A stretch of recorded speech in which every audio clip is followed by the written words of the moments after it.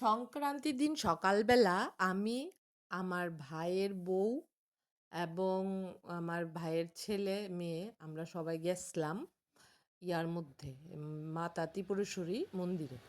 সকালবেলা আমরা গেলাম গা, তখন প্রায় বাজে ৯টা, ৯টা ৯:৩০ বাজে আমরা গিয়েছি মাতাবাড়ি মন্দিরে। গিয়া সেটা ভিড় আসলো না এত, মোটামুটি খালি ওই কিন্তু রৌদ্র আসলো, চূড়ান্ত রৌদ্র, রৌদ্রে মানে অর্ধেক কালা হইয়া গেছি গা।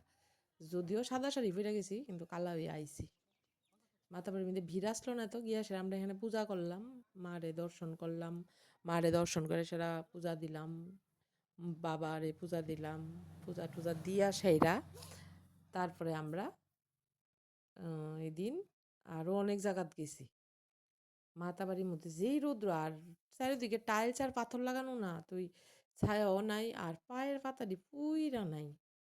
ওইখানে বাতাস আছে, আবার রৌদ্র থাকলে কি হইছে, একটু উঁচার মধ্যে তো তুই বাতাস আছে, খুব বাতাস। মোমবাতিও জ্বালান যেতেছে না, মেজটাও বাড়িতে জ্বালান যেতেছে না, এত বাতাস। তো সকাল সকাল এখানে গিয়ে আমরা পূজা দিলাম, ধূপকাঠি মোমবাতি জ্বালাইলাম, জ্বালায় সেরা আমরা চারজনে আবার গাড়ি লইয়া সেরা এবার মামার বাড়িতে গেলাম। মামার বাড়িতে গিয়া কিছুক্ষণ বইলাম টইলাম, বইয়া গেলাম আমরা, রওনা দিলাম আমরা এলাংবাড়ি উদ্দেশ্যে। এলাংবাড়ি মানে মাতাবাড়ির থেকে আরও 5 কিলোমিটার ভিতরে এলাংবাড়ি করে একটা জায়গা আছে, যেখানে ট্রাইবেল এলাকা, ওইখানে আপনার গড়িয়া পূজা হয়। তো ওই গড়িয়া পূজা শুরু হয় ওই দিন থেকে। তো ওই সংক্রান্তির দিন গড়িয়া পূজা শুরু হয়। তো আমরা ওইখানে গেলাম, জঙ্গল, রাবার বাগান চারিদিকে, দেখতে খুব সুন্দর। ছায়া ছায়াও আছে, রৌদ্র তো আছে চূড়ান্ত, বা ছায়া ছায়াও আছে। তারপরে গুড়িয়া পূজার উদ্দেশ্যে রওনা দিলাম।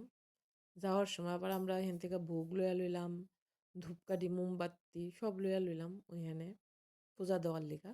অনেক ভিতরে, 5 কিলোমিটার, কিন্তু আমার মনে হয় যেমন 5 কিলোমিটার হিসাবে এর থেকেও বেশি গেছি মনে হয়েছে।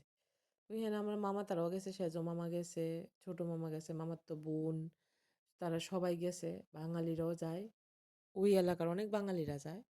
তো ওইখানে খুব সুন্দর পূজা হয়। একটা বাঁশেরে ওইখানে মাঝখানে রাইখা খুব নিয়ম নিষ্ঠা করে সেটা ওইখানে পূজাটা হয়। 2জন পুরোহিত থাকে, তারা পূজাটা করে। আর ওইখানে মুরগি, মুরগ আর পাঠা বলি টলি দেয় তারা সবাই। তো তারা পূজার কাজ টাজ করে, সবাই সবাই মিললেই করে, তার মধ্যে হিংসা নিন্দা এসব কিচ্ছু নেই। তারা সবাই মিল্লা মিশা একদম সরল সহজ সরল মানুষ তারা। তো ওইখানে পূজা করলাম, আর সবাই মুরগি লইয়া দাঁড়ায় রইছে। মুরগি মানে মুরগি বলি দিব, যার যার ইয়ে কি সুন্দর সুন্দর মুরগি, কবুতর, মুরগি, অনেক কিছু, নাইলেও 50-60টা মুরগি তারা বলি দিছে। আমি সবটি ভিডিও করতে পারছি না, যখন মনে হয়েছে হঠাৎ করে আরে আচ্ছা মুরগিটি দেখতে খুব ভালো লাগতেছে ভিডিও করি, তখন ভিডিও করছি আর কি। সবাই এক একটা মুরগি লইয়া বয়ে রইছে, আর মুরগি দিও বড় বড়। আর মামা, আর আমার 2 মামা 2টা পাঠা ছাইড়া দিছে। পাঠাটি ছাড়লে কি হইব, ভগবানের নামে তো ছাড়ছে। পাঠাটি আইটা 2 কদম যাইতে না যাইতে এটির পেছনের ঠ্যাঙে ধইরা তারা টাইন্না হেঁচড়ায় লইয়া গেছে গা। তোরা তো ছাড়ছে, এখন তোরা আমরার কবজাত আয়।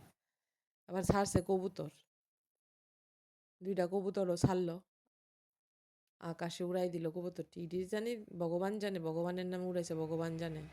কিন্তু পাঠাটির লিগা খারাপ লাগতেছে, ইডিরে ভগবানের নামে ছাড়তে দেরি, 2 কদম হাইটটা যাইতে না যেতে ইডির পেছনের পায়া ধরে হেঁচড়াইয়া নিয়ে রেখে দিছে। আর তাই নইতাছে আমার মার লগে স্কুলে পড়তো অনেক ছোট থাকতে।